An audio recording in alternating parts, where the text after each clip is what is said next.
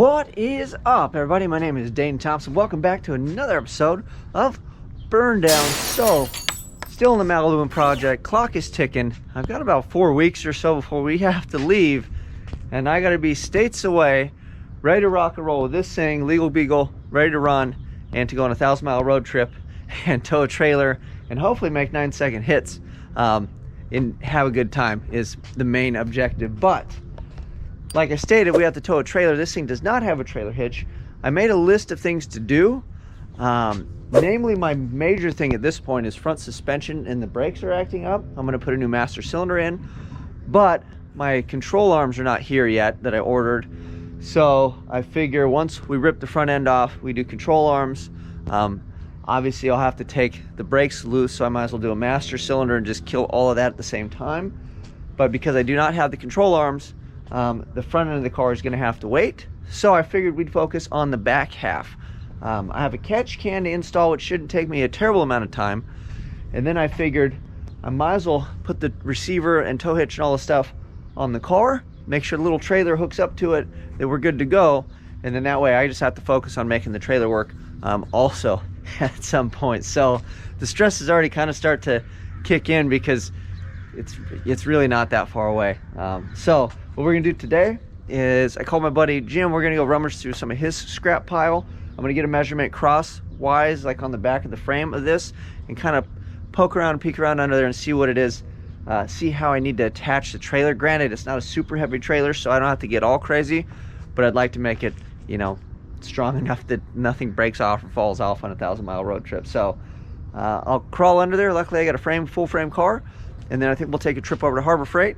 We'll get the ball and receiver and all that fun stuff, and then we'll figure out how to glue that bad boy on, and I'd like to hide it behind the license plate. So let's go peek underneath, get some measurements, and we'll go scrap hunting, and we'll go to good old Harbor Freight. And yeah, without Harbor Freight I probably couldn't even build this whole car. So let's check it out. All right, so we've got a frame, you know, on either side, obviously.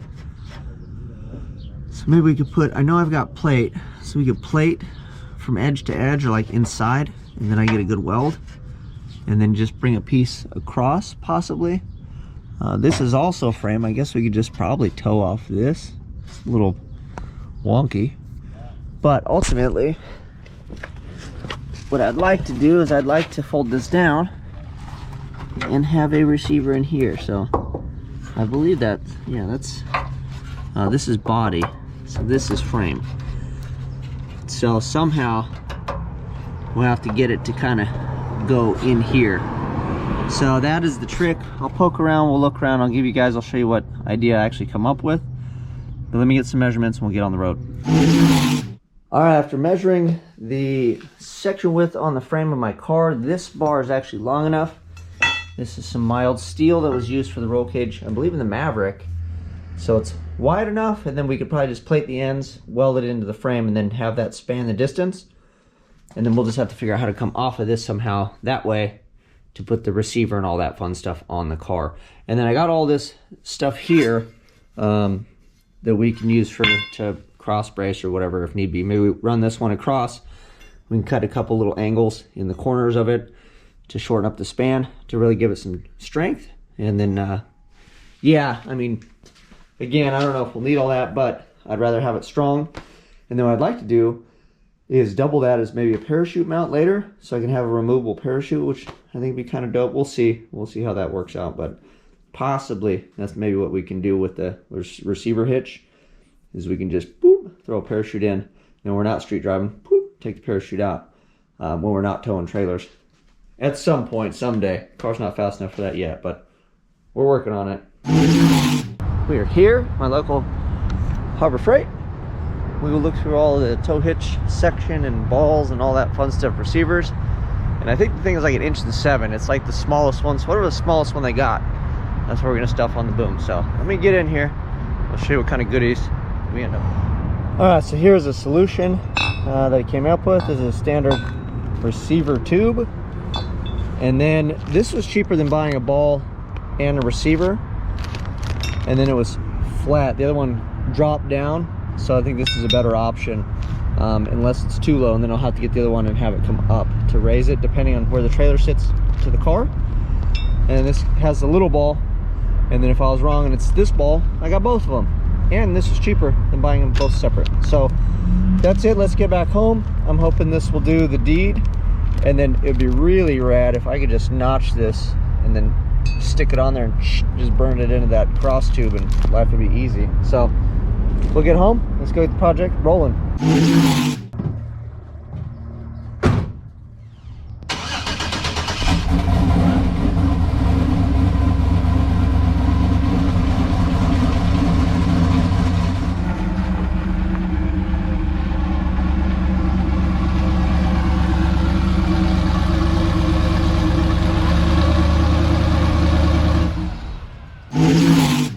Alright, I've run through a couple ideas already. I had this, and then I had a standoff, and I had it sitting right at the back, right behind this, like down here. And then I realized it's not enough space for everything. So I cut this out. That gives me more space. And what I'll do is I'll probably clean it up so it goes back just a little bit further, because I got another 1/4 inch probably. And then we'll trim this down, because what happens is the receiver needs to fit in, right? But then you still want a little extra length. I can cut this down a little bit, but you want to leave some meat, because this is pulling obviously and pushing, so you want some structure there.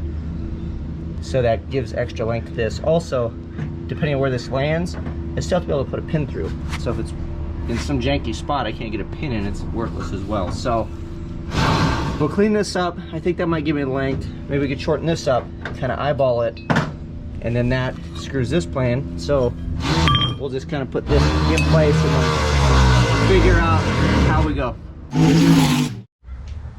All right, I'll give you a look at the final verdict. So we took this, I clearanced it so it would fit, so it fits up and over. In here we had to clearance that.